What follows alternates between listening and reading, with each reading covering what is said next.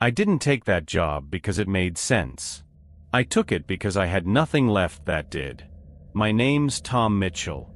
I used to guide people through the Wyoming wilderness, show them how to survive, how to read the land, how to trust their instincts. Funny thing is, none of that helped me out there. The offer came out of nowhere. 6 months. 500 acres. Remote Montana estate owned by a man named William Blackwell. The pay? More than I'd made in the last 2 years combined. That should have been the first warning. The second? The rules. Total isolation. No visitors. No leaving the property. Not even for an emergency. At the time, I told myself it was just a rich man's paranoia. Now I know. It was something else entirely. The first few days felt wrong. Not dangerous. Not yet. Just off. The place didn't feel abandoned. It felt maintained. Like it had a rhythm already in motion, and I just stepped into the middle of it. Then I saw the tracks. 15 inches long. Humanoid, but stretched. Warped. The toes were too long, ending in deep claw impressions that sank into the earth like whatever made them didn't belong to this world. They circled the house. Not randomly. Deliberately. Like something studying a cage. Or guarding one. That night. I heard it. A sound from deep in the woods. Half howl, half human scream. But it wasn't just the sound. It was the feeling that came with it. Like the forest itself was holding its breath. I needed answers. So I drove into town. Nearest place, Coram. That's where everything started to fall apart. People knew me. Not in a polite, small-town way. They knew my name. My habits. My face. Like I'd been living there for years. I laughed it off. Tried to play along. Until I checked the date. 12 days. Gone. Not blurry. Not forgotten. Just erased. I drove back to the estate with this pressure building in my chest, like I was running out of time without knowing why. And then I found the reports. Detailed. Organized. Sent weekly to Blackwell. Written in my voice. Signed with my name. Describing work I had no memory of doing. Places I had no memory of walking. Time I had no memory of living. That's when I understood something was wrong with more than just the woods. Something was wrong with me. So I started writing everything down. A journal. Every hour. Every detail. Every thought. Because if something was taking time from me, I needed a way to prove I was still here. Still real. Before we continue, I'd be thrilled if you'd hit the like button, subscribe, and turn on the notification bell. It helps me keep sharing what I've been through, the kind of places most people never come back from. And if you've ever experienced something in the wild you still can't explain, write it in the comments. I read every one. Now, let me show you what started happening next. For 3 days, the journal held reality together. On the 4th day, I went back to town for answers. I left early. The kind of early where the morning still feels unfinished, where cold mist hangs low between the trees and the world hasn't fully decided what shape the day is going to take. I wanted to get in and out before the ordinary rhythm of Coram had a chance to fill in around me again. Before I had to sit in another diner booth and listen to strangers speak to me like I was a man with a history there. The drive down felt wrong in a new way. Not because I was afraid of getting lost.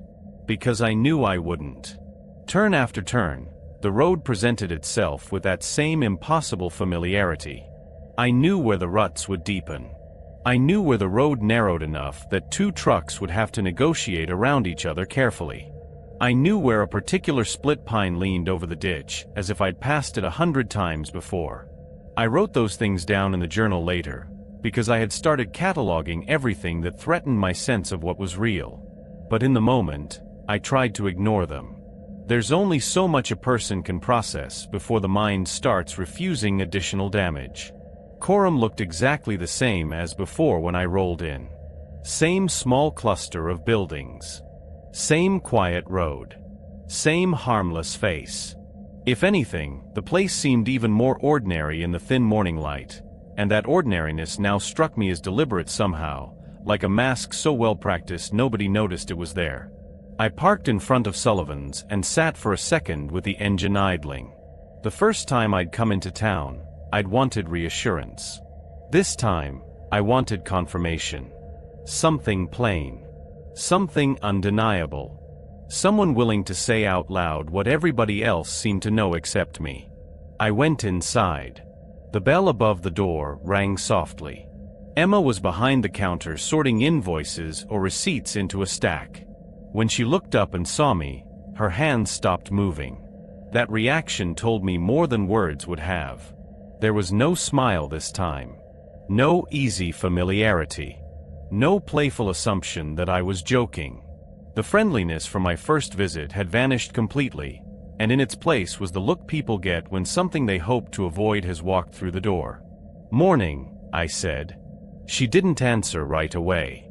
The store was mostly empty, just one old man in the back aisle near the canned goods, moving slowly enough that he seemed less like a customer than part of the building.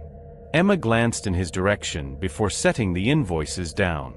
"What can I do for you?" she asked. Her voice was neutral, but too neutral. Every syllable measured. I walked up to the counter and stopped close enough to lower my own voice without needing to lean in. "You know who I am." That wasn't really a question, and she understood that immediately. Her eyes flicked to mine, then away. "People around here know people," she said. "That's not what happened the last time I was here." No response. "You greeted me by name," I said. "Before I introduced myself. Other people did too. You all acted like I'd been coming here for years." Emma picked up a pen from the counter, then set it down again without using it. A nervous motion.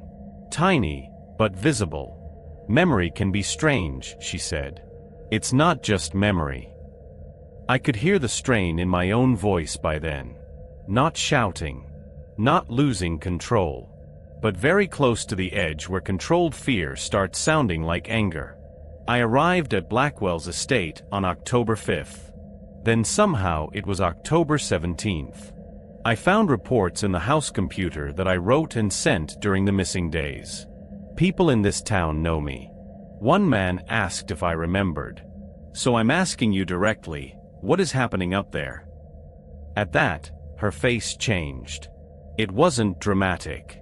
She didn't gasp or flinch or reveal some sudden hidden knowledge in a way that would have made things simpler. She just looked tired. Tired and frightened in the way someone gets when the thing they've spent a long time not saying aloud has finally been named in front of them. Her eyes shifted past me toward the wall behind the register.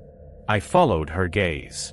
The calendar hung where I'd noticed it before, a cheap local one with a scenic photo at the top and handwritten marks on a few dates. This time I looked more carefully. There on the square for October 24th, someone had drawn a small moon symbol in dark pen. A neat little circle. Deliberate. The sight of it did something ugly in my stomach.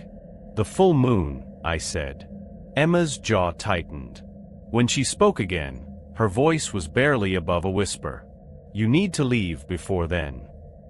That sentence landed harder than anything else anyone in Coram had said to me. Because she didn't dress it up. Didn't call it a joke. Didn't pretend I was imagining things. Didn't give me a half answer and look away. She said it like a warning already overdue. "Leave," I repeated. "The contract says I can't leave the property." At that, she let out a small breath that sounded dangerously close to a laugh, though there was no humor in it at all. Then the contract was written for exactly what it's meant to do. I stared at her. "What does that mean?" Emma lowered her head slightly as if shielding the conversation from the room itself. "The property changes people," she said. There it was. Small. Quiet. Impossible. Still somehow not enough. Changes them how? Her fingers curled around the edge of the counter, so tightly the knuckles blanched. "You don't want to know." "I'm already there," I said. "I'm already living in that house. I've already lost nearly 2 weeks. I think that means I do want to know." Something flickered across her face then. Pity maybe, or guilt, or the recognition that withholding the truth had crossed the line from caution into cruelty. "It isn't too late," she said. "This time." That word hit me immediately. This time. I asked, "What does that mean, this time?" Emma shook her head once. The old man at the back of the store was still moving slowly among the shelves, but not so slowly that I trusted he couldn't hear us if our voices rose even a little. Emma must have felt the same thing, because she glanced back toward him, then returned her eyes to me. "I can't explain this here." "Then where?" She hesitated. "You need records," she said. "Not stories. If I tell you, you'll think I'm crazy, or you'll think I'm part of it, and either way it won't matter. I already think something is very wrong." That finally drew a real reaction from her, not surprise, but a grim acceptance. "Yes," she said softly. "It is." For a moment neither of us spoke. The heater hummed somewhere in the back of the store. A cooler compressor kicked on and rattled faintly. The sounds of an ordinary place kept going all around us while Emma stood there looking like she was deciding how much of a doomed man's future she was willing to interfere with. Then she said, "Go to the library." I frowned. The library? End of Pine Street. Small green building. Marjorie keeps the local archives. She paused, then added, "If you want to know about that estate, you won't find the truth in Blackwell's files. You'll find it in the town records. Old newspapers. Missing persons. Property transfers. Things nobody around here wants to discuss unless they absolutely have to." I didn't move. "The property changes people," I repeated. "That's all you're going to give me?"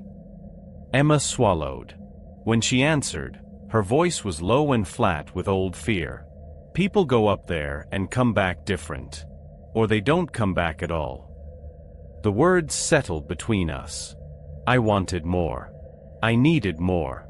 But I could see by then that whatever line she just crossed in speaking that much had cost her something. There was a tremor in her hands, now she couldn't entirely hide. "Why didn't anyone tell me before I went?" I asked. For the first time, something sharper entered her expression. "Would you have listened?" That answer shut me up. Because the truth was no. Not really. Not if the warning had come before the money hit my account, and before I'd driven all the way from Wyoming, and before I'd started organizing my life around 6 months of impossible pay. I'd already proven exactly how much unease I was willing to override. Emma seemed to read that on my face, because the edge in her expression softened almost immediately. "Then listen now," she said.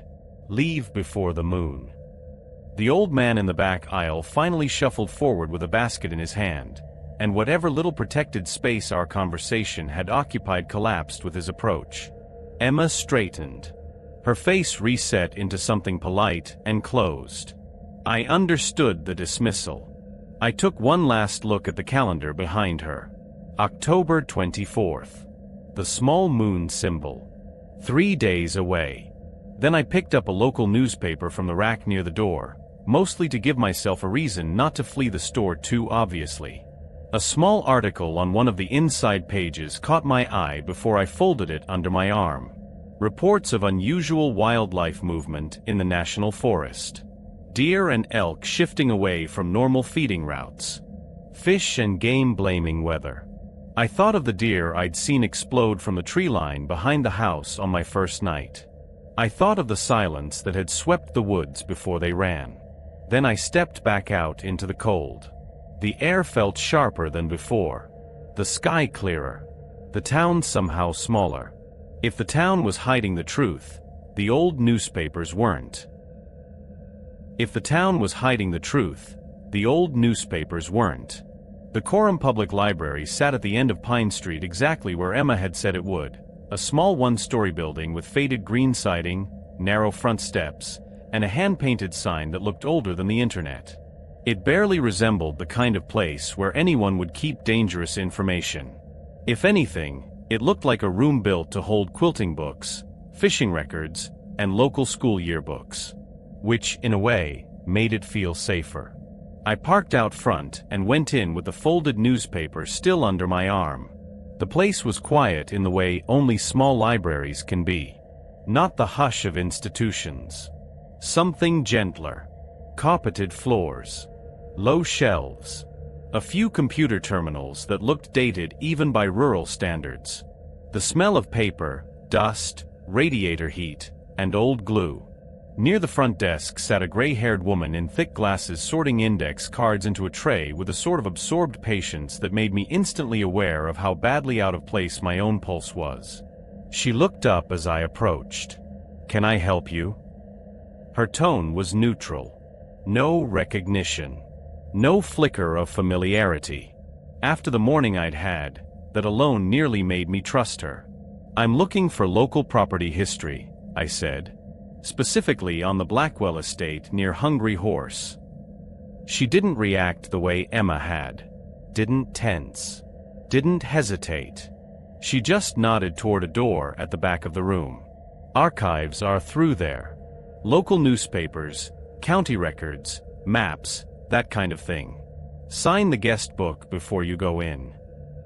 She slid a leather-bound log toward me with a pen resting across it. I wrote my name in a hand that looked less steady than I wanted it to. As I turned the page, I noticed only a few entries from the last month. It wasn't the kind of room people used often. That suited me fine. The archive room smelled older than the rest of the building. Dust, paper, dry wood, and the faint metallic tang of filing cabinets that had been opened and closed for decades. One wall held bound newspaper volumes stacked on shelves. Another had cabinets full of property records and local documents. In the corner sat a microfiche reader that looked like it should have been in a museum, but, judging by the handwritten instructions taped beside it, still functioned. I started with the newspapers. At first, the records were almost disappointingly normal. An 1890s article about expansion in the valley. Hunting reports. Timber notices. Rail line updates. Small-town items so ordinary they felt surreal in contrast with what I was looking for. Eventually, I found the earliest direct reference to the Blackwell property, a brief article from the early 1900s noting the completion of a hunting lodge commissioned by a wealthy Chicago businessman from the Blackwell family. It mentioned acreage, craftsmanship, and the appeal of the region to wealthy Eastern sportsmen. Nothing ominous. Nothing useful. I kept digging. It was a slow process at first, sliding through years one issue at a time, scanning columns of local reporting and advertisements for patent medicine, livestock auctions, church socials, and weather notes. The kind of archive work that numbs your eyes if your mind isn't hungry enough. Mine was. And then, eventually, something surfaced. A small article. Tucked in low on a page. Easy to miss if I'd been moving any faster. A caretaker was missing. I read it once, then again more slowly. A man employed to oversee the Blackwell hunting property had disappeared in late October. Search efforts had been suspended. A replacement had already been named. The wording was old-fashioned, but the structure of it landed immediately. Caretaker gone. Replacement appointed. I felt the first real stir of pattern before I even found the second article. But I did find it. Several years later. Different name. Same estate. Same basic framework. Caretaker missing. New man assumes duties. Then another. And another. Once I saw it, the pattern came into focus so clearly it felt like something rising out of deep water. Every 7 years. Not roughly. Not approximately. 7. One caretaker disappeared, and a new one took over. The names changed. The wording shifted with the decades. Sometimes missing, sometimes presumed dead, sometimes unaccounted for after failing to report. but the bones of it remained the same, all the way forward through the decades. Late October. 7-year intervals. Blackwell property. Replacement. I started pulling pages faster then, no longer looking for broad history, but for confirmation. Each new hit tightened the shape of what I was seeing. The dates clustered around the same period of the year. The handoff always followed the loss. The estate never stayed empty for long. Somebody always replaced the man who vanished. By the time I got into the mid-20th century, the article sometimes included photographs. That was when my hands began to shake. Not violently. Just enough that I noticed the edges of the paper moving where I held them. The first photograph showed a man in work clothes standing beside a truck in front of the property gate. Grainy black and white, face partly shadowed beneath a hat. Not identical to me.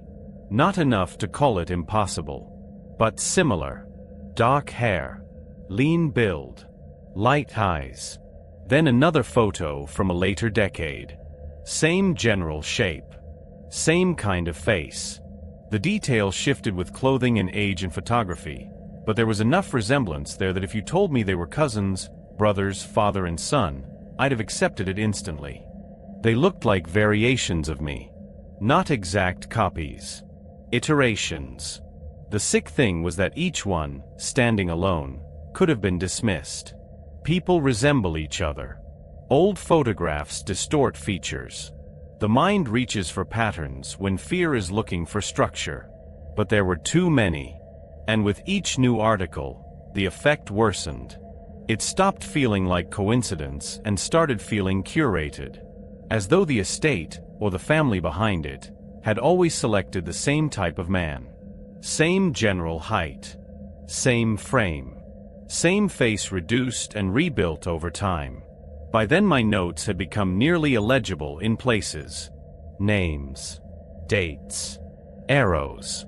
7-year intervals circled again and again in my handwriting. I checked the calendar on my phone twice, just to steady myself against the dates I was seeing in print. Then I found the article that really broke me. It was newer than the others. Modern enough in layout to feel almost current. Not old enough to hide behind the safety of distance.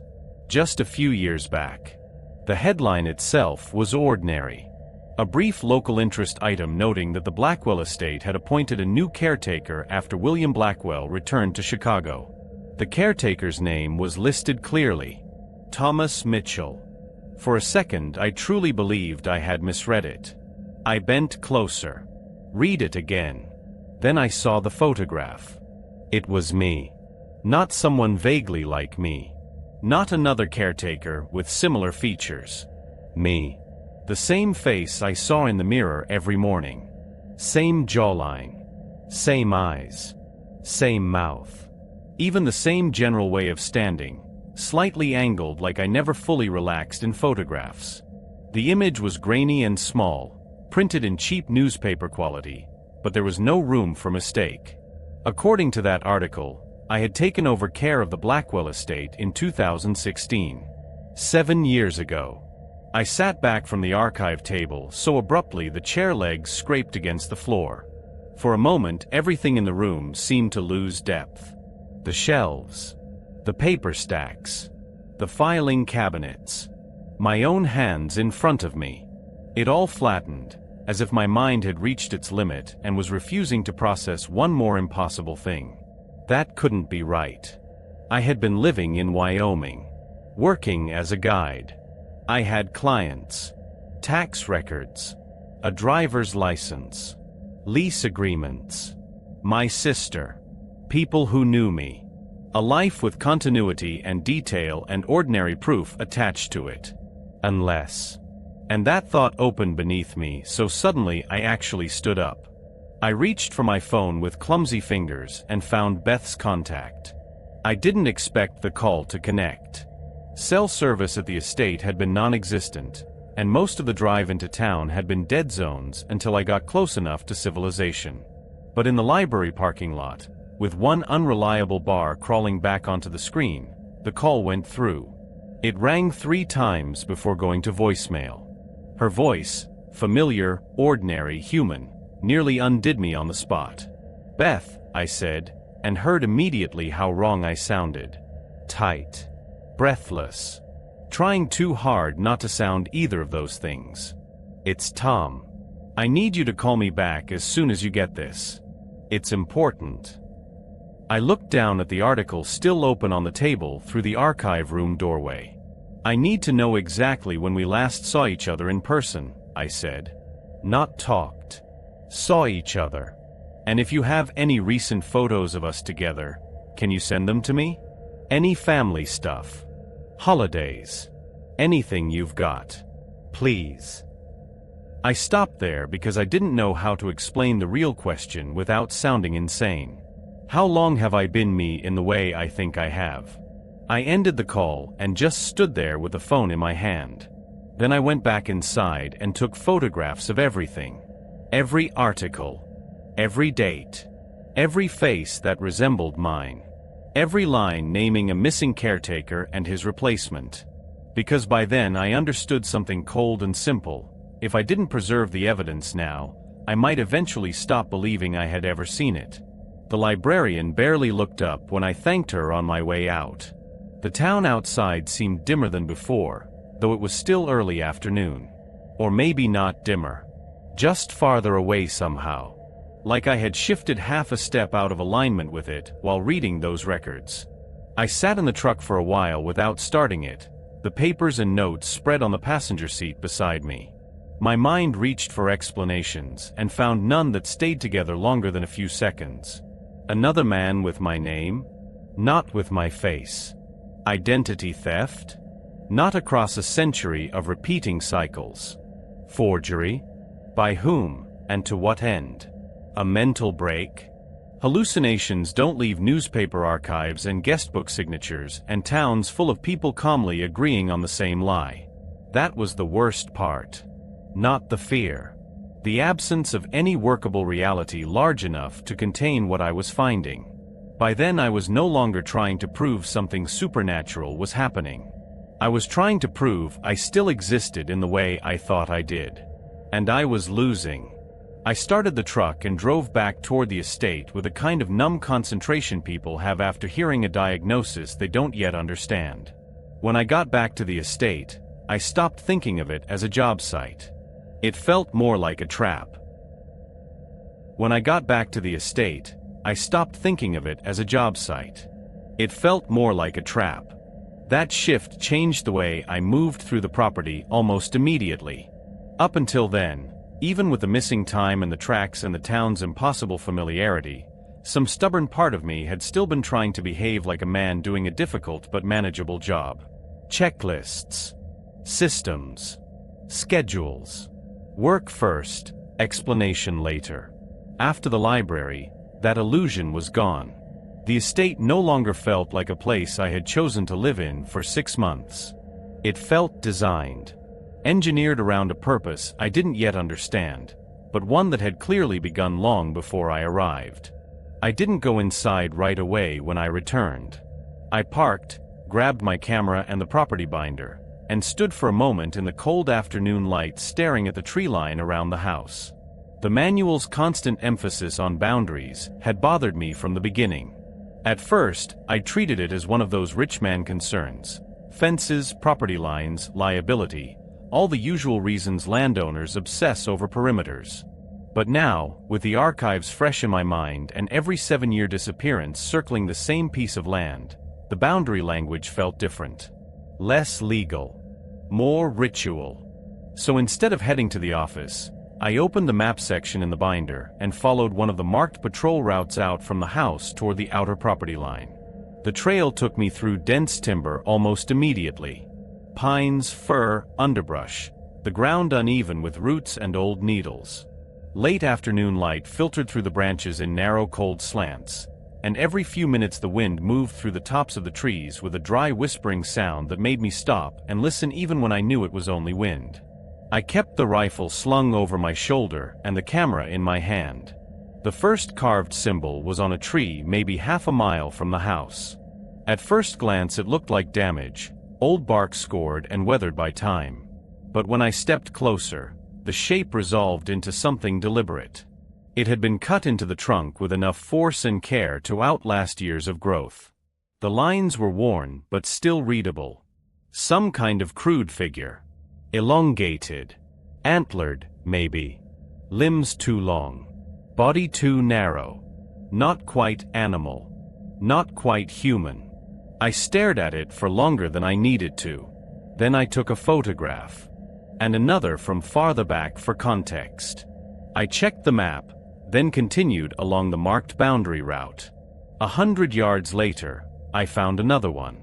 Same symbol. Different tree. Facing inward. That detail mattered immediately. The carving wasn't random graffiti or old survey marking. Whoever had made it had placed it with orientation in mind. The figure faced toward the center of the property, toward the estate. I found a third one after that. Then a fourth. By the time I had half circled the western side of the property, a pattern had become impossible to ignore. The symbols were spaced irregularly enough to avoid looking manufactured at a glance, but consistently enough to suggest design. Tree to tree. Sometimes on large pines, sometimes cut into older trunks where the bark had thickened and partly swallowed the shape. Each one turned inward, watching the same center point. I took photographs of every symbol I found, marked their positions on the property map with a pen from my pocket, circled the rough areas where they clustered more densely. The farther I walked, the more certain I became that these weren't warning marks in the usual sense. They were part of something larger. By then the sun had begun dipping behind the mountain ridges, and the woods were turning the kind of gray that comes before real darkness under heavy canopy. I should have headed back sooner, but once fear becomes investigation, it develops its own momentum. I kept going, needing enough evidence to make the pattern undeniable. On the northern side of the property, not far from where I'd found the tracks that first morning, I stopped dead at another tree. The carving there was deeper than the others, either because it was newer or because the bark had preserved it better. The lines were jagged and deliberate. Long-limbed figure. Raised head. Antler-like branches. The exact same iconography I would later see again in much worse places. And behind it, on another trunk 10 yards away, was the same shape. Then another. All of them facing inward. By the time I completed enough of the route to understand what I was looking at, the conclusion came all at once. The symbols formed a ring. Not a perfect geometric circle, at least not from where I stood in the woods, but a continuous rough perimeter around the estate and its surrounding acreage. A boundary nested inside the legal property lines, or perhaps overlaid onto them. Not just markers. Delimiters. I remember standing there with the map open in one hand, camera hanging from my neck, and feeling something heavy settle into place in my mind. The estate wasn't merely remote. It was enclosed. I made it back to the house just before sunset. The forest behind me darkened quickly as I crossed the last stretch of open ground to the porch, and by then I had the uncomfortable sensation that the symbols I'd photographed were not passive things. Not just carved shapes. More like posts in a fence I still couldn't see. Inside, I went straight to the office and uploaded the camera photos to the computer. Image after image filled the screen. Tree bark. Carvings. Trunks marked at intervals. The same figure over and over again, antlered and thin and pointed toward the house from all sides. Seeing them collected together made the pattern feel worse. More intentional. More complete. I opened a new email to William Blackwell. This time I didn't bother trying to sound calm. I attached several of the clearest photographs and wrote, Mr. Blackwell, I've discovered a series of carved symbols on trees throughout the property boundary. They appear deliberate and form a rough perimeter around the estate. Since arriving, I have also experienced unexplained time loss and found local archival records indicating a recurring pattern of caretaker disappearances connected to this property every 7 years. Please explain what is happening here and contact me immediately. I reread it once, then added one more line. If I do not receive a meaningful response, I will be forced to reconsider continuing this contract. It was the strongest thing I'd said to him since the offer first arrived. It still felt weak compared to the actual situation. I hit send and waited. The message showed as delivered. I sat there in the office listening to the house, the ticking of the wall clock, the faint whir of the computer fan, and the muffled pressure of evening gathering outside the windows. No answer came. I checked again 20 minutes later. Nothing. An hour later, there was finally a response notification. For one stupid hopeful second, I thought maybe Blackwell had actually decided to treat me like a human being instead of a component in whatever this was. I opened the email. 2 words. Received. Continue. That was all. No explanation. No denial. No concern. No acknowledgement of the missing time, the archival pattern, the symbols, or the fact that his remote employee had effectively just told him the property was wrapped in inward-facing ritual marks and tied to a century of disappearances. Received. Continue. I stared at the screen for a long time after that. Then I stood, shut the office door harder than I meant to, and went to the living room where the windows had already turned black with night. I drew the curtains before the last light vanished. Lit the fireplace. Checked my rifle. Checked the locks. Checked them again. Somewhere out in the woods, whatever had screamed on my first night was still there. Whatever had made the tracks was still moving.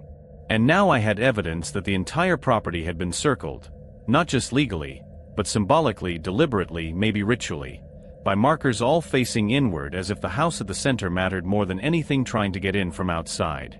Or trying to get out. That thought stayed with me all evening.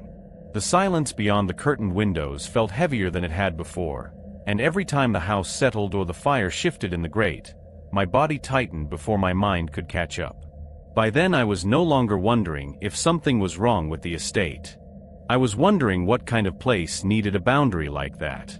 And what, exactly, those symbols had been built to contain. That night, for the first time, something touched the house. I didn't sleep much to begin with. By then sleep had become something I approached carefully, like entering bad weather. I went upstairs later than I should have, rifle near the bed, boots left pointed toward the door, phone and flashlight within easy reach on the nightstand. I checked the locks one last time before turning out the lights, then lay there listening to the house breathe in the dark. The fire downstairs had burned low by then, and without its soft crackle the place felt larger. Emptier. Every normal nighttime sound seemed sharpened by my own attention. Timber settling. A faint knock from somewhere in the plumbing. Wind moving around the corners of the roofline. All ordinary things. All made wrong by what I now knew about the property. At some point after midnight, I must have drifted into a shallow half-sleep, because when the first sound came, I wasn't entirely sure if it had entered the room or the dream. A soft dragging noise. Not loud. Not violent. Just a slow, dry scratch against something solid. I opened my eyes and held perfectly still. There it was again. Closer to conscious listening now. A long rasping scrape that seemed to travel along the outside wall near the bedroom window. Every nerve in my body came awake at once. I reached for the flashlight with one hand and the rifle with the other, forcing myself not to move too quickly. The scratching continued in short, deliberate bursts. Not random. Not branches in wind. Not an animal darting or climbing. This was slower than that. Measured. Like something running nails over the siding as it moved. I slid off the bed and approached the window from the side, not directly in front of it. The room was dark enough that the glass reflected almost nothing from behind me. Outside, the yard lay under the weak wash of the exterior lights, but beyond that the property dissolved into black. The scratching continued, then moved. It drifted along the wall away from my window and around the corner of the house. I followed it. Down the hall. Down the stairs. Quietly, every step placed with the care you use when you're trying not to let whatever is outside know exactly where you are, even though some part of you already suspects it does. At the front room window, I paused and listened. No scratching. For several seconds there was only silence. Then, crunch. A heavy footstep on gravel. Not the quick scattered sounds of deer or smaller wildlife. Not the padded movement of a predator keeping low. A single weighty step, followed by another. Slow.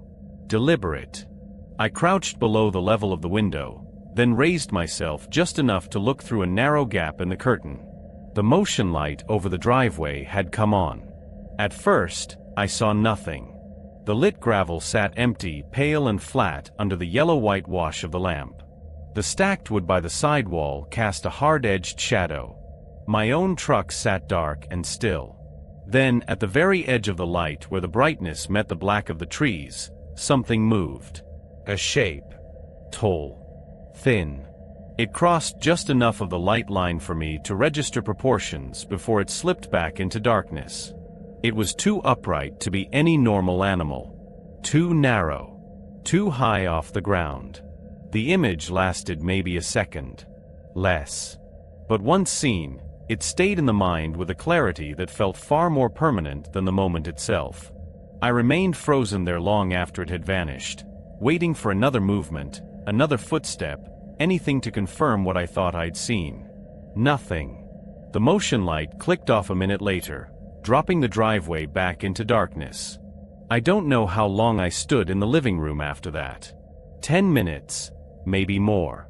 Rifle in hand. Breathing shallow. Listening so hard my ears started making sounds out of silence. Eventually the fear changed shape. At first it had kept me hidden. Then it started pushing me toward action. Because once you know something has come close enough to touch the house, staying inside without checking feels worse in its own way. Every second you wait gives your imagination more room than reality. And by then, despite everything, some practical animal part of me still believed in the value of evidence. So I opened the front door. Slowly. Rifle first. Flashlight beam cutting out across the porch, then the steps, then the yard. Cold air hit me hard enough to sting my teeth. The night outside felt enormous. Not just dark. Empty in a way that seemed to absorb sound. Even the usual forest noises were gone. No insects. No rustling underbrush. No distant owl. Just the faint hiss of wind through pines and my own boots on the boards of the porch. I stepped down onto the gravel and swept the light toward the driveway. The tracks were there immediately. Fresh. Massive. The same prints I'd found that first morning near the tree line, only clearer now in the light and more terrible for being so recent.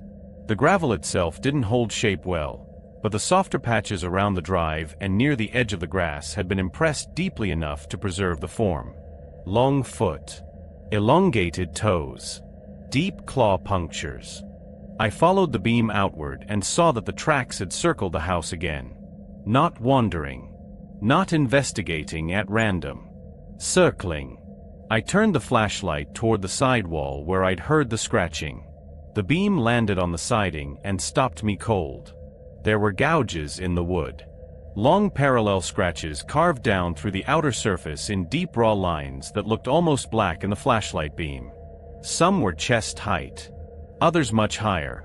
High enough that whatever made them would have had to stand far taller than any bear if it was reaching from the ground. I stepped closer despite myself and raised the light. The uppermost marks sat easily 8 feet up the wall. I remember actually measuring them visually against the porch beam and feeling my mind reject the math as if refusal might somehow make it false. No known animal around that property had done that.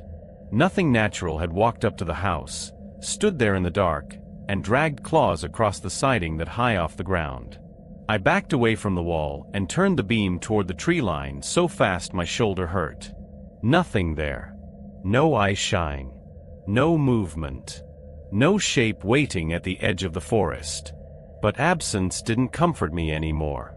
Not after the tracks. Not after the scratches. Not after the glimpse at the edge of the motion light. I went back inside, locked the door, and pushed a heavy chair under the knob even though I knew perfectly well that if something big enough to leave those marks wanted in, A chair wouldn't matter. Then I remembered the wildlife cameras.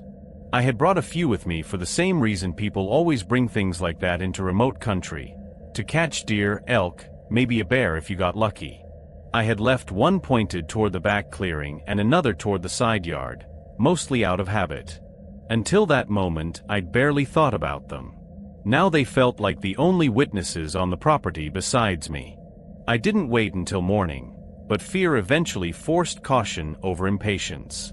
I spent the rest of the night downstairs with the rifle across my lap, eyes on the windows, waiting for enough light to make going outside feel possible. When dawn finally came, gray and thin through the trees, I went straight out to retrieve the memory cards. My hands were clumsy from lack of sleep and cold by the time I got back to the office and loaded the files. The first camera showed nothing useful. A few false triggers from blowing branches. One frame of empty yard.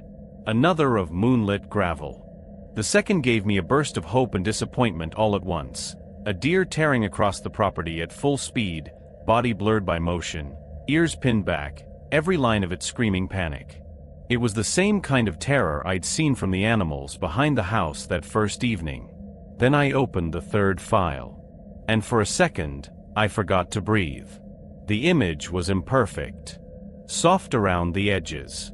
Partially obscured by a branch cutting across the lower corner of the frame. But there was no mistaking what it showed. At the edge of the forest, just beyond the reach of the yard, something stood facing the house. It was humanoid in the broadest possible sense only. Too tall. Too narrow. The arms hung too long. The posture was wrong, not bent like an animal and not upright like a man, but somewhere between, as if it could choose either one without effort. The shape of the head was the worst part. It looked crowned with something branching upward, antlers, maybe, or twisted protrusions that only resembled antlers from a distance. And the eyes. The camera flash had caught them. Two pale points reflecting white from a face too dark and indistinct to resolve cleanly. I zoomed in. The image degraded immediately, pixels breaking apart under magnification, but the silhouette only became more disturbing. It didn't look like bad photography anymore. It looked like the camera itself had failed to understand what it was seeing. I sat there in the office with the image on screen and felt the last useful pieces of denial come apart. There was something out there. Something physical enough to leave tracks. Heavy enough to shake gravel. Tall enough to score the siding above my head. And close enough to the house that it had already started behaving as if the walls belonged to it. I attached the photograph to another email to William Blackwell. This one was shorter and harder. Something is stalking the property. I have photographic evidence, fresh tracks, and physical damage to the house. Local records indicate this escalates with the full moon. I need immediate instructions. If I do not receive a real response, I will abandon the property for my own safety. I sent it and waited. No reply came. Not for an hour. Not for two. When one finally did, it was no better than before. A dismissive confirmation. Nothing useful. No acknowledgement of danger. No explanation. No concern. Just enough language to make it clear he had received the message and intended for me to remain exactly where I was. That was when the loneliness of the estate changed from condition to threat. No help was coming. No one was driving up that mountain road. No one was going to explain the tracks, the photographs, the missing days, or the thing standing just beyond the yard. Blackwell knew enough to keep me there and not enough, or not care enough, to tell me why. And I was running out of time. 3 days remained until the full moon. Once I understood that, time started moving differently. Not faster exactly. Sharper. Each hour felt counted. Structured around an approach I couldn't stop and barely understood. The date, October 21st when I returned from town, then the 22nd, then the 23rd, stopped being a number in my journal and became a kind of pressure system settling over the estate. Every morning I checked it on my phone, on the bathroom mirror note, in the notebook, and every morning the answer matched. No more missing days. No more sudden jumps. Reality, at least in that narrow sense, was holding. That should have comforted me. Instead, it made everything worse. Because if time was no longer slipping, then I was going to have to live every minute of whatever was coming.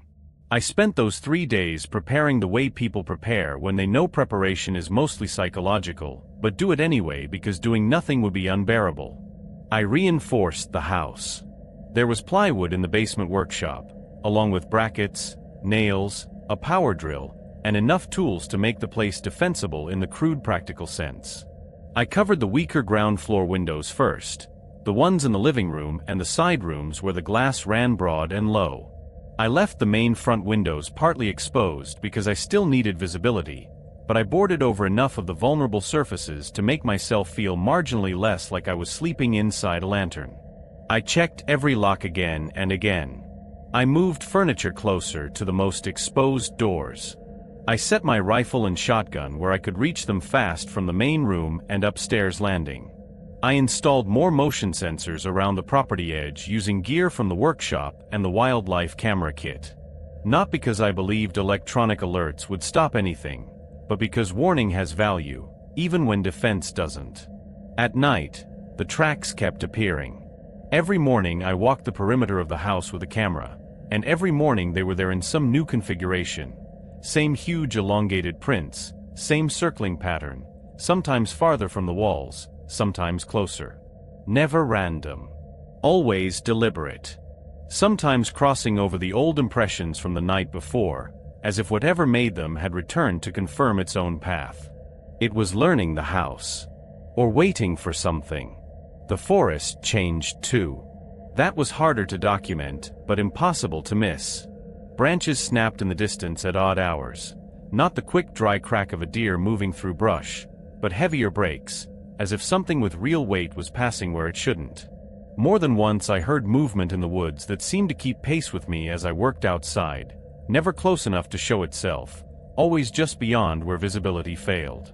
And the wildlife was behaving wrong. Deer moved through the lower property in bursts, never grazing, always passing through too quickly. I saw a coyote one afternoon break from cover and run as if chased, heading downslope without once looking back. Birdsong became intermittent, then scarce. There were long stretches of day when the woods felt emptied out in the same way they had just before the deer ran on my first evening.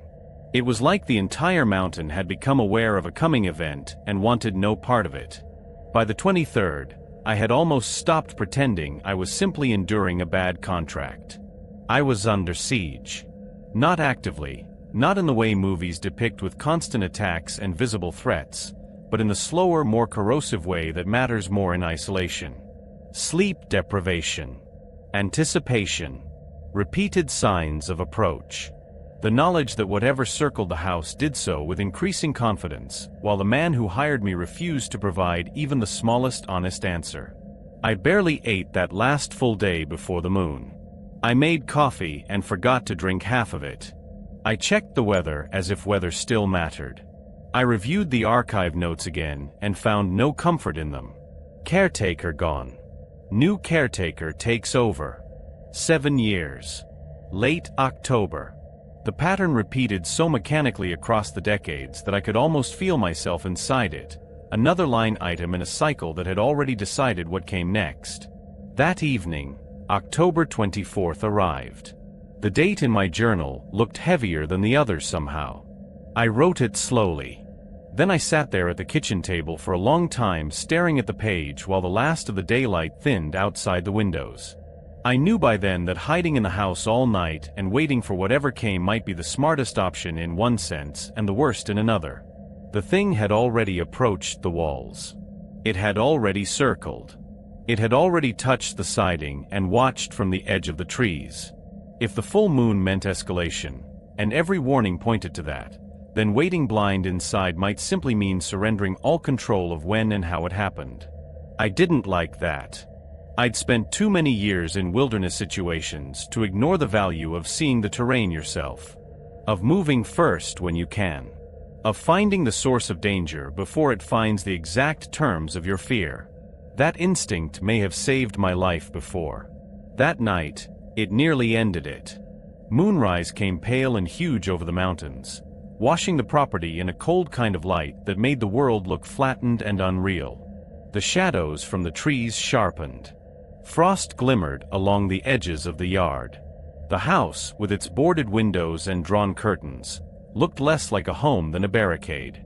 I checked my weapons one more time, packed extra ammunition into a small bag, filled a canteen, took my brightest flashlight, a utility knife, and the property map, though I already knew I'd be leaving the mapped parts behind if I found what I was looking for.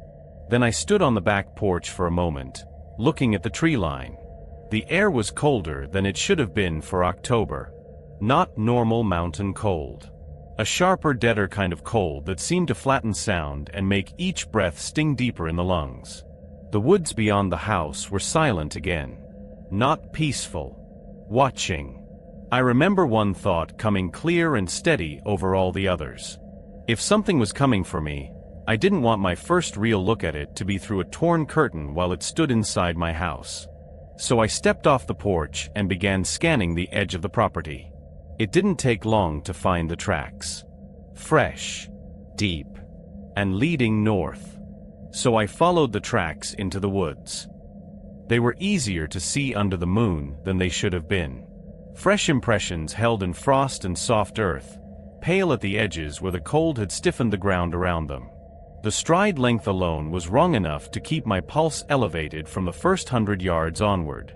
Whatever made those prints didn't move like a man walking, and didn't move like an animal on all fours. The distance between steps suggested something tall enough, or strong enough, to cover ground in long, effortless motions.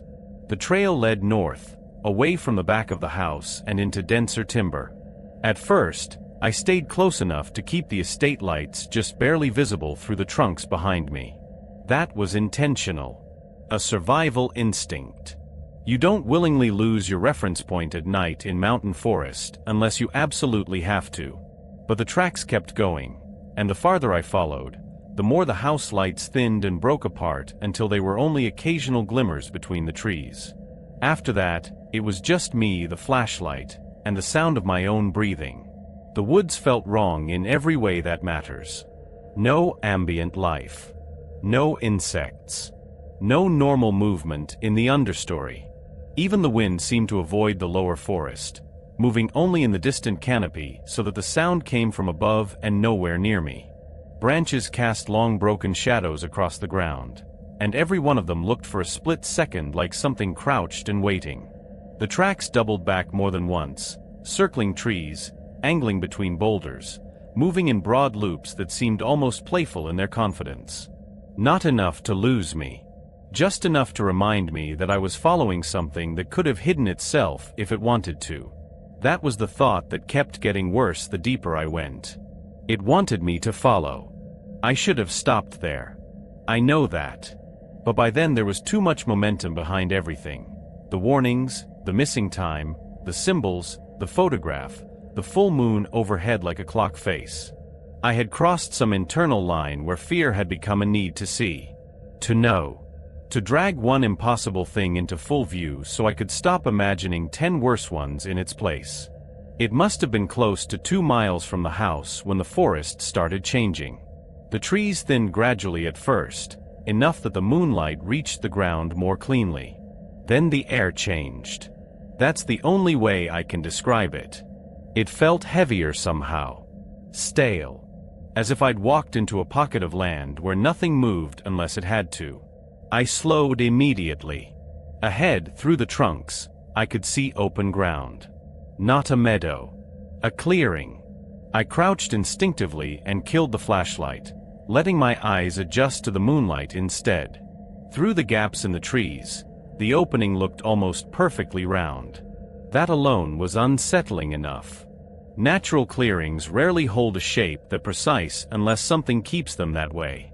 I moved closer a few steps at a time, using the trunks for cover. Then I saw the trees at the edge of the clearing, and for a moment my mind simply refused the geometry. They leaned away. Not all in one direction from wind or growth pressure. Away from the clearing itself. The trunks around the open circle angled subtly outward as if the space at the center repelled them. As if even roots had tried not to grow too close. My mouth had gone dry by then. I stepped to the edge of the clearing and saw the altar. There's no better word for it. In the center of that circular opening stood a slab of stone about chest high, rectangular and ancient-looking, too deliberate in shape to be natural, and too weathered to guess how long it had been there. The surface was darkened in broad irregular patches that looked black under the moonlight. Stains. Old ones. Maybe old enough that another explanation could have existed if not for everything else. But standing there in that clearing, with the property's history pressing in from every side, I knew exactly what my mind believed I was looking at. The ground around the stone had been carved. Concentric circles cut into the soil and packed earth, some shallow, some deep enough to hold shadow. Symbols marked the rings at intervals, same general design language as the carvings on the boundary trees, only clearer here. More complete. Long-limbed figures. Branching shapes. Repeating marks that seemed almost geometric until you looked too long and realized they weren't built for decoration. They matched the property. Matched the circle around the house. Matched the hidden pattern I had already begun to suspect. This clearing wasn't separate from the estate. It was the center of it. I stood there too long. Long enough for the silence to become its own warning. Then something moved behind me. Not close. But close enough. A single crack of a twig somewhere in the trees at my back. I spun, rifle up, flashlight in my offhand, trying to decide whether to turn the light on or preserve what little my eyes had adapted to in the dark.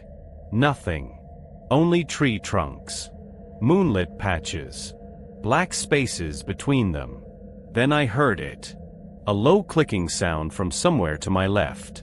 Not wood. Not hoof. Not branch. Bone. That's what it sounded like.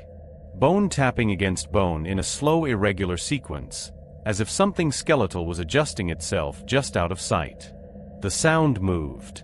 Not fast. Not charging. Circling. I backed toward the clearing's edge, wanting one direction where at least I knew there was open ground. The rifle felt suddenly too light in my hands, too human, too dependent on assumptions that no longer applied. Hello. I called. The word was out of my mouth before I fully understood how useless it was. The answer came instantly. That scream. The same sound from my first night at the estate, only here, only now, with no distance left to soften it. It erupted from the trees ahead of me and tore through the clearing in a ragged, impossible blast. Half animal, half human agony, high enough to cut through the skull and stay there. Every muscle in my body locked at once. My fingers tightened so hard on the rifle stock they hurt. And then it stepped out. Even now, when I force myself to remember it, part of my mind still reaches for metaphor before fact. It was at least 8 feet tall. Maybe more. But height was only part of what made it wrong. The whole body looked stretched, as if human proportions had been pulled past the point of anatomy and then hardened there. Arms too long, hanging nearly to the knees. Torso narrow and gaunt but not weak. More like all unnecessary flesh had been stripped away and what remained had been built for endurance. The skin, where moonlight touched it, looked gray and ridged, like old bark laid tight over bone. Its hands ended in black curved claws. Its legs bent almost normally until they moved, and then you saw the extra wrongness in the joints, the slight unnatural reverse flex that let it stand like a man and still suggest something made for other gaits. But the head. That was the part no language likes. A deer skull. White in the moonlight.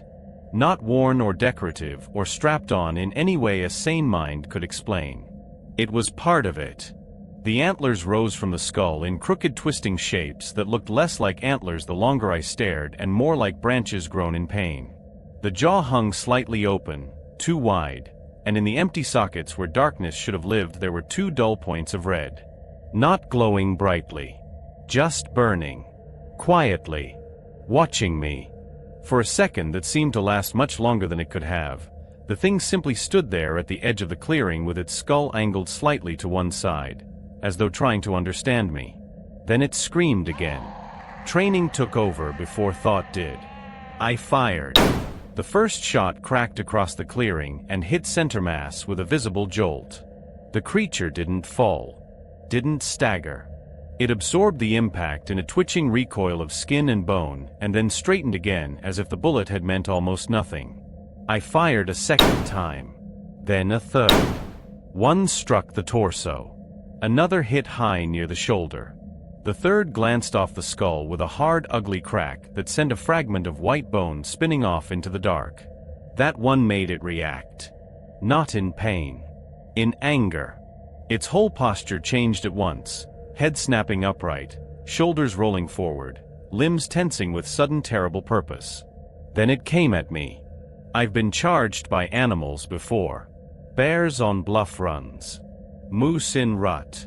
A mountain lion once that decided at the last second I wasn't worth the risk. Real danger has a shape to it you can train against. This did not. It moved too fast and in the wrong way, covering ground in long distorted strides that somehow looked both awkward and incredibly efficient. Branches and roots that would have broken my pace meant nothing to it. The clearing vanished behind the sound of my own pulse as I turned and ran. I don't remember deciding to do that. 1 second I was trying to raise the rifle for another shot. The next I was crashing into the trees with every instinct I had reduced to a single command: get back to the house. Branches whipped my face. Roots caught at my boots. My flashlight beam jerked wildly across trunks and brush and deadfall while behind me I could hear it moving. Not panting. Not raging. Just coming. The bone clicking.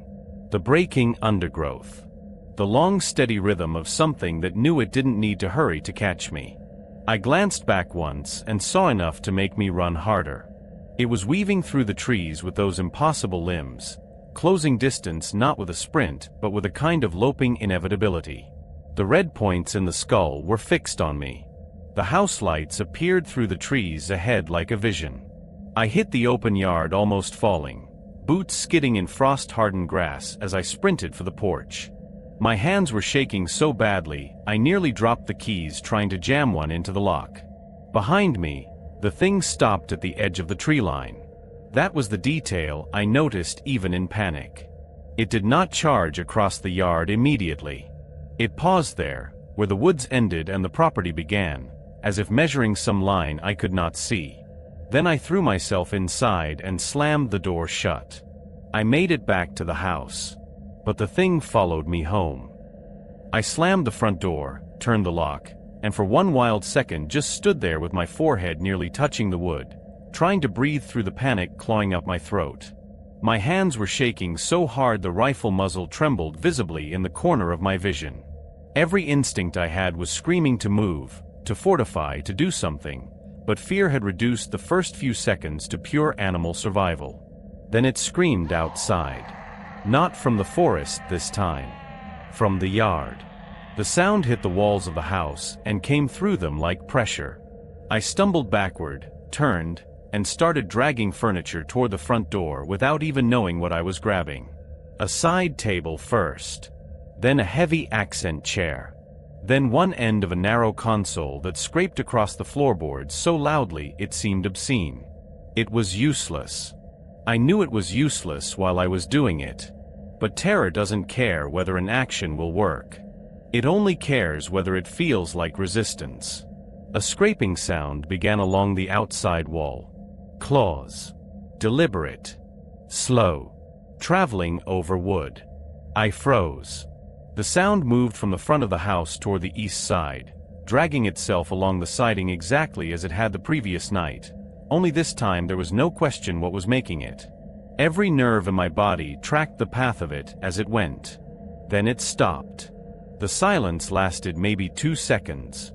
I turned toward the kitchen just as the curtain over the side window shifted inward. Not from wind. From pressure. Something was against the glass. For a heartbeat the fabric bulged and held, and through that thin pale movement I could see the outline of the head. Antlers. The shape of them unmistakable. The curtain twitched again as the thing leaned closer, pressing skull and branching bone against the pane to look inside. I backed away with the rifle raised, but I didn't fire. Some cold practical part of me already understood that if bullets had failed in the clearing, firing blindly through my own kitchen window would buy me noise and nothing else. The glass creaked. A deep complaint of strain under pressure. I took another step back toward the hallway. Then somewhere in the living room, another window exploded. The crash was enormous. Not just breaking glass, but the unmistakable violence of something large coming through it. I heard the splinter of frame wood, the heavy impact on the floor, the toppling thud of furniture struck hard enough to shift. It was inside. All at once the house stopped being shelter and became terrain. I ran. Not upstairs. I don't know why, exactly. Maybe because some buried instinct knew that elevation meant being cornered. Maybe because I remembered the basement as the only part of the house built of concrete and stone instead of timber and drywall. Whatever the reason, I reached the basement door at the end of the hall, yanked it open, and went down the stairs 2 at a time. I slammed the door behind me and turned the lock.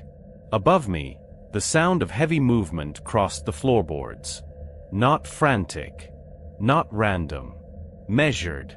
That was the first detail that changed the nature of my fear. If it had crashed around upstairs like a rabid animal, if it had just torn the house apart in blind aggression, that would have been one kind of horror. What I heard instead was worse. Footsteps. Slow. Heavy enough to make the ceiling joists complain. Moving from room to room. I grabbed the nearest thing I could use, a metal filing cabinet, and dragged it across the concrete floor toward the basement door. The noise it made was deafening in the confined space. Then a workbench. Then stacked tool chests. I shoved, hauled, and braced everything I could against that door until I had a pitiful makeshift barricade that looked exactly like what it was. A human answer to something that had already shrugged off rifle rounds. Upstairs, furniture crashed. Glass shattered again. Wood splintered. I backed into the farthest corner of the basement, rifle aimed at the door, flashlight beam trembling against the metal cabinet I jammed there. My heart was pounding so hard I could feel it in my teeth. Then the footsteps stopped. Directly overhead. The silence that followed was somehow worse than the noise had been. I stood there holding my breath, eyes locked on the door, waiting for the impact. The handle turned once. Then again. Slowly. The door shook as something hit it. Not full force. A testing blow. The filing cabinet rattled and shifted an inch across the floor. Then another impact came, harder this time. One of the hinges bent with a metallic scream. Dust drifted from the frame. I raised the rifle tighter against my shoulder, though I already knew it was an act of desperation more than defense. A third blow struck. Then nothing. Footsteps moved away. I stayed frozen in the corner, not believing it, not trusting it, while above me the creature resumed moving through the house. That was when the second terrible realization set in. It was searching. I heard it in the rhythm. It entered rooms. Paused. Shifted objects. Moved on. Not random destruction. Not feeding behavior. Search behavior. Cabinets slammed open. Drawers were pulled out and emptied. Furniture scraped hard across hardwood floors. More glass broke, but selectively, not continuously. At one point I heard what sounded like dishes smashed in the kitchen, followed by silence long enough to suggest it was standing still and looking around. Then the footsteps crossed the living room. A closet door upstairs banged against a wall. Something heavy rolled. Would split. Always moving. Always checking. Sometimes the creature returned to the basement door and tested it again. One shove, one drag of claws along the wood, a slow scrape that traveled down the outer surface like it was considering the barrier not as a challenge but as a question. Then it would move away again. The worst part was knowing that meant thought. Not human thought necessarily. Not reason in any comforting sense. But intention. Goal. Preference. I don't know how long it stayed on the main floor before heading toward William's office, but by my watch it had to be sometime after 3. The change in the noises told me where it was. Paper. That's what I heard first. Not breaking. Rummaging. Files dragged from drawers. Stacks pushed aside. The dry whisper of pages being handled. Then the crack of something electronic smashing against a wall, probably the monitor. Another drawer yanked out. Then more paper movement. I felt a wave of cold go through me that had nothing to do with the basement temperature. The thing wasn't just in the house. It knew enough to search the office. It was looking for something specific. I sat there in the corner of that basement for hours with the rifle across my knees, and every time I started to think the creature had finally left, some new sound would rise from above. A closet opened, a cabinet overturned, a slow crossing of the floorboards, another testing pressure at the basement door. If it had spoken, I think I might have broken. Instead it gave me something worse. Purpose without language. Around 4, maybe later, the house gradually went quiet. Not all at once. The sounds simply became farther apart. More occasional. Then absent. I listened into that silence until my own ears ached from the effort. Still, I didn't move. Not for a long time. The flashlight beam had dimmed slightly from sitting on for so many hours. My mouth was dry. My shoulders and back burned from tension. More than once I caught myself drifting toward the edge of sleep, only to jerk awake at some imagined noise and re-aim the rifle at the door. I thought about William then. About his bland 2-word replies. About the contract. About the safe way money edits your instincts. And for the first time, I understood with perfect clarity that he had known what would happen on that property long before I arrived. Maybe not every detail. Maybe not the exact shape of the creature's approach. But enough to bring me there under terms specifically designed to keep me on site through whatever cycle the full moon completed. The house above me stayed silent. Eventually, a thin line of pale light began to show around the edges of the basement door. Dawn. I didn't feel relief. Just exhaustion soaked in dread. Because sunrise meant the creature was gone for now. And if it was gone, then I would have to go upstairs and see what it had done. At sunrise, I knew 2 things. Bullets wouldn't stop it. And I couldn't stay another night without knowing what it wanted. If you want part 3, make sure you like the video, subscribe, and click the notification bell so you don't miss it when it goes live.